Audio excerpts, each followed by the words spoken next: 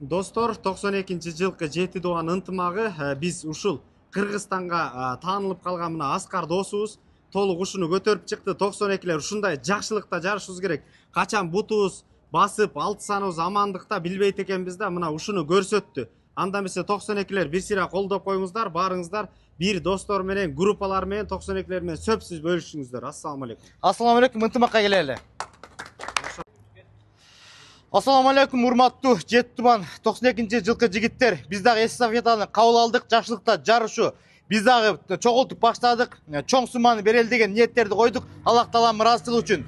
Эгерде салымга соопко шериктеш болом дегендериңиздер, бул жака номерлерди белгилеп коебуз. Ошокто М-банк жана чет мамлекеттерден салына турган номерлерди белгилеп ошоктога салып берсеңиздер болот.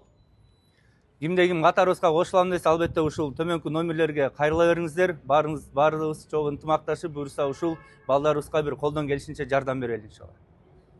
1992-жылкы балдар, баарыңыздарды ынтымакта күтөбүз.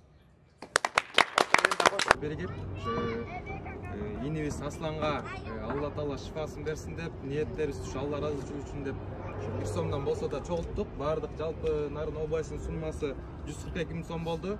Ошо экини общий 7 тубандын балдары биригип чогултуп аткан акчага салымыбызды кошолу деп алып келип берип тапшырып атабыз.